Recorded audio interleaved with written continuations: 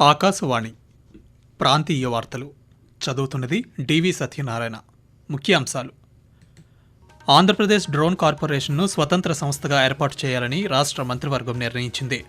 స్వర్ణగ్రామం పేరుతో ఐఏఎస్ అధికారులు పల్లెనిద్ర చేయాలని ముఖ్యమంత్రి నారా చంద్రబాబు నాయుడు ఆదేశించారు. మంగళగిరిలో 100 పడకల ఆసుపత్రికి త్వరలో శంకుస్థాపన చేస్తామని మంత్రి నారా లోకేష్ తెలిపారు. ముస్లింల సంక్షేమం కోసమే వక్ఫ్ బోర్డు చట్ట సవరణ బిల్లును కేంద్ర ప్రభుత్వం రూపొందించిందని కేంద్ర మంత్రి కిరణ్ రిజిజు వెల్లడించారు. బుడమేరులో మరమ్మతుల పనులను వెంటనే ప్రారంభించాలని మంత్రి నిమ్మల రామానాయుడు అధికారులను ఆదేశించారు. వార్తల వివరాలు: ఆంధ్రప్రదేశ్ డ్రోన్ కార్పొరేషన్ను Andhra Pradesh state fibre net limited నుండి విడదీసి స్వతంత్ర సంస్థగా ఏర్పాటు చేసేందుకు రాష్ట్ర మంత్రివర్గం ఆమోదం తెలిపింది. ముఖ్యమంత్రి నారా చంద్రబాబు నాయుడు అధ్యక్షతన అమరావతిలోని సచివాలయంలో ఈరోజు జరిగిన మంత్రివర్గ సమావేశంలో పలు కీలక అంశాలకు ఆమోదం తెలిపారు. ఆ వివరాలను రాష్ట్ర సమాచార ప్రజా సంబంధాల శాఖ మంత్రి కొలుసు పార్థసారథి పాత్రికేయులకు వివరించారు. అనకాపల్లి జిల్లాలోని డియాల్పురం వద్ద క్యాప్టివ్ పోర్టు ఏర్పాటుకు మంత్రివర్గం ఆమోదం తెలిపిందని మంత్రి పార్థసారథి వెల్లడిస్తూ, ఏదైతే పోలవరం బనకచెర్ల లింక్ ఉందో ఆ ప్రాజెక్టు నిర్మాణం కానివ్వండి, సర్వే కానివ్వండి, ఇవన్నీ చేయటానికి ఒక కంపెనీని ఏర్పాటు చేయాలని చెప్పేసి జలహారతి కార్పొరేషన్ పేరుతో స్పెషల్ పర్పస్ వెహికల్ ఏర్పాటు చేసేందుకు ఒక ప్రతిపాదన కేబినెట్ దగ్గరకు వచ్చింది. దాన్ని ఆమోదించుకోవడం జరిగిందని చెప్పేసి మనం చేస్తాను. ఈ ప్రాజెక్టు ఎవరు ఊహించిన విధంగా మరి రాష్ట్రంలో ఉన్న జల వనరులన్నింటినీ వినియోగించుకొని అన్ని ప్రాంతాలు కూడా అభివృద్ధి చెందాలనే లక్ష్యంతో 4 సంవత్సరాల్లో కూడా ఈ ప్రాజెక్టు మీద కన్సిడరబుల్ పురోగతి రావాలనే లక్ష్యంతో ఈ ప్రభుత్వం పనిచేస్తుందని చెప్పేసి మనం చేస్తాను. స్వర్ణగ్రామం పేరుతో ఐఏఎస్ అధికారులు పల్లెనిద్ర చేయాలని ముఖ్యమంత్రి నారా చంద్రబాబు నాయుడు ఆదేశించారు. ఉన్నతాధికారులు 3 రోజులు 2 రాత్రులు పల్లెనిద్ర చేయాలని సూచించారు. అమరావతిలో ఈరోజు జరిగిన మంత్రివర్గ సమావేశం అనంతరం మంత్రులతో పలు అంశాలపై ముఖ్యమంత్రి మాట్లాడారు. కేంద్ర ప్రభుత్వం నిర్వహిస్తున్న కర్మయోగి శిక్షణా కార్యక్రమాల గురించి చర్చించారు. శాఖలకు స్వయం ప్రతిపత్తి కల్పించే దిశగా ఆప్కాస్ను వినియోగించుకోవాలని ముఖ్యమంత్రి సూచించారు. ఆప్కాస్పై మంత్రివర్గ ఉపసంఘం ఏర్పాటు చేసే ఆలోచన ఉందని తెలిపారు. రాష్ట్ర ప్రభుత్వం అమలు చేస్తున్న పథకాలను విస్తృతంగా ప్రజల్లోకి తీసుకువెళ్లాలని మంత్రులను ఆయన కోరారు. అలాగే ప్రతి మంత్రిత్వ శాఖలో కేంద్ర పథకాలను అధ్యయనం చేసి రాష్ట్రానికి నిధులు వచ్చేలా ప్రయత్నం చేయాలని ముఖ్యమంత్రి సూచించారు. మంగళగిరిలో 100 పడకల ఆసుపత్రికి త్వరలో శంకుస్థాపన చేస్తామని రాష్ట్ర విద్యా ఐటీ శాఖల మంత్రి నారా లోకేష్ తెలిపారు.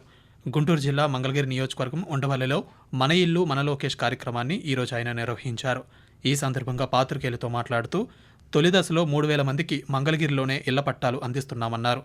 స్వచ్ఛ మంగళగిరి పేరిట నిర్వహించే కార్యక్రమం ద్వారా మంగళగిరిని దేశంలో మొదటి స్థానంలో ఉండేలా కృషి చేస్తున్నామని మంత్రి లోకేష్ పేర్కొంటూ, ఎన్డీఏ ప్రభుత్వంలో దశాబ్దాలుగా నివసిస్తున్న ఎక్కడైతే ప్రాంతంలో ప్రజలున్నారో వాళ్ళందరికీ ఇల్లు పట్టాలు ఉచితంగా ఇవ్వాలనేది ఒక లక్ష్యంగా పెట్టుకుని ప్రభుత్వం ముందరికెళ్లింది. దాంట్లో భాగంగా ఆంధ్ర రాష్ట్రంలోని ఎన్డీఏ ప్రభుత్వం ఏర్పడిన తర్వాత మొదటి పట్టా మంగళగిరిలో ఉండవల్లి గ్రామంలో ఇస్తాం జరిగింది. ప్రధానంగా మంగళగిరిలోకి వచ్చే గల వేలాది మంది దశాబ్దాలుగా ఒక ప్రాంతంలో నివసిస్తాం జరుగుతుంది. వాళ్ళందరూ కోరింది ఒకటే, మళ్ళీ మీరు వేరే ప్రాంతాల్లో మమ్మల్ని తరలిస్తే మళ్ళీ మేము అక్కడ ఇల్లు కట్టుకోవాలా, అంతేకాకుండా అక్కడికి వెళ్లాలన్నా రావాలన్నా ఇబ్బంది పడుతున్నాం, మేము ఎక్కడ నివసిస్తున్నాం అదే రెగ్యులరైజ్ చేయండి మాకు అని పదే వాళ్ళని కోరటం జరిగింది. ముస్లింల సంక్షేమం కోసమే వక్ఫ్ బోర్డు చట్ట సవరణ బిల్లును కేంద్ర ప్రభుత్వం రూపొందించిందని కేంద్ర మైనారిటీ వ్యవహారాల శాఖ మంత్రి కిరణ్ రిజిజు తెలిపారు. రాజ్యసభలో వక్ఫ్ బోర్డు చట్ట సవరణ బిల్లును ఈరోజు ఆయన ప్రవేశపెట్టారు. లోక్సభలో నిన్న 12 గంటల సుదీర్ఘ చర్చ అనంతరం ఈ బిల్లు ఆమోదం పొందింది. ఈ సందర్భంగా బిల్లుపై ఆయన మాట్లాడుతూ, వక్ఫ్ ఆస్తులను ముస్లిమేతరులు నిర్వహిస్తారనే ప్రచారంలో నిజం లేదని స్పష్టం చేశారు. వక్ఫ్ బోర్డుకు భూములు ఎక్కువగా కలిగి ఉన్నప్పటికీ ముస్లిం సమాజంలో పేదరికం పోలేదని సచార్ కమిటీ నివేదిక పేర్కొన్న విషయాన్ని ఆయన గుర్తు చేశారు. ఉమ్మడి కృష్ణా జిల్లాలోని బుడమేరులో 3 గంటలు మరమ్మతుల పనులను వెంటనే ప్రారంభించాలని రాష్ట్ర జలవనరుల శాఖ మంత్రి నిమ్మల రామానాయుడు అధికారులను ఆదేశించారు. మంత్రివర్గం ఆమోదించిన 39 కోట్ల రూపాయల నిధులతో త్వరలోనే టెండర్లు పిలవాలని కోరారు. అమరావతి సచివాలయంలో బుడమేరు ఆధునీకరణపై నీటిపారుదల శాఖ అధికారులతో మంత్రి ఈరోజు సమీక్ష నిర్వహించారు. ఈ సందర్భంగా మాట్లాడుతూ, బుడమేరు డైవర్షన్ కెనాల్ను 37,500 క్యూసెక్లకు పెంచేలా పెండింగ్ పనులు పూర్తి చేయడానికి కార్యాచరణ ప్రణాళికను సిద్ధం చేయాలని ఆదేశించారు. అదేవిధంగా బుడమేరు పాత ఛానల్కు సమాంతరంగా కొత్త ఛానల్ను కూడా 10,000 క్యూసెక్ల సామర్థ్యంతో అభివృద్ధి చేయడానికి ప్రణాళికలు రూపొందించారని మంత్రి కోరారు. ఆకాశవాణి ప్రాంతీయ వార్తలు వింటున్నారు.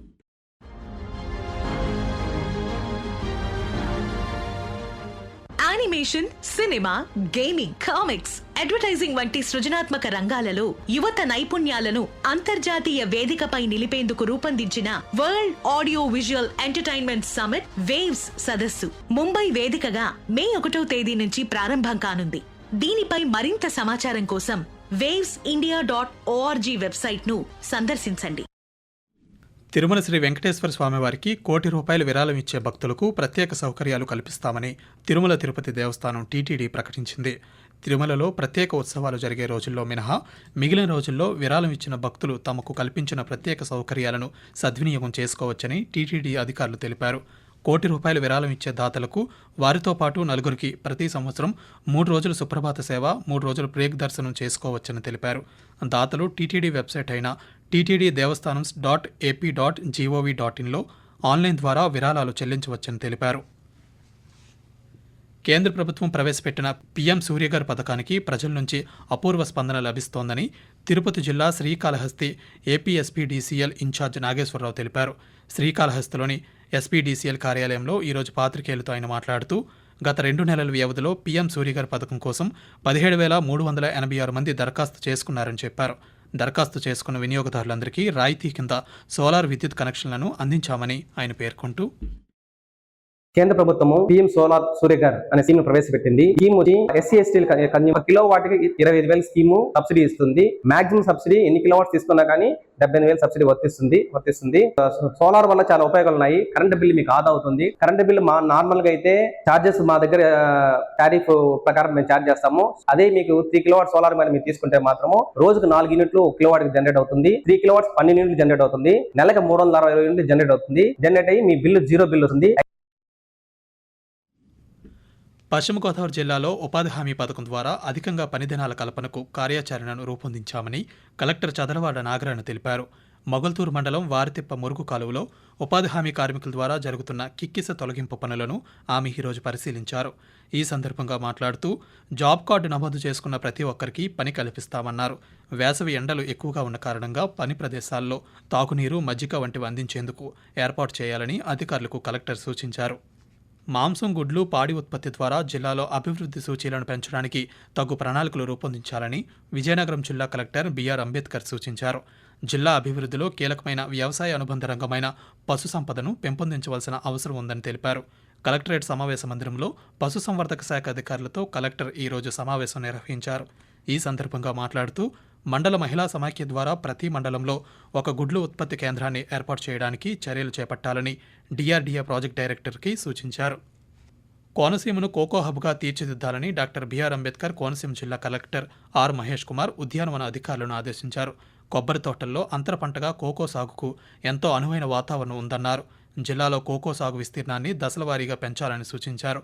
అమలాపురం కలెక్టరేట్లో జిల్లా స్థాయి కోకో కమిటీ ఆధ్వర్యంలో ఉద్యాన విశ్వవిద్యాలయం శాస్త్రవేత్తలు, కమిటీ సభ్యులతో ఈరోజు సమావేశం నిర్వహించారు. ఈ సందర్భంగా ఆయన మాట్లాడుతూ కొబ్బరి రైతులను ఆదుకునేందుకు కోకో పంటని అంతర పంటగా ప్రోత్సహించాలని అధికారులకు సూచించారు. ఉత్తర కోస్తా దానిని ఆనుకుని ఉన్న దక్షిణ ఒడిశా పరిసర ప్రాంతాల్లో ఉపరితల ఆవర్తనం సగటు సముద్ర మట్టానికి 900 మీటర్ల ఎత్తులో విస్తరించి ఉందని అమరావతిలోని భారత వాతావరణ కేంద్రం తెలిపింది. దీని ప్రభావంతో రాగల 3 రోజుల్లో ఉత్తర కోస్తా జిల్లాల్లో పలు చోట్ల తేలికపాటి నుండి ఒక మోస్తరు వర్షాలు లేదా ఉరుములతో కూడిన జల్లులు 1 లేదా 2 చోట్ల కురిసే అవకాశం ఉందని పేర్కొంది.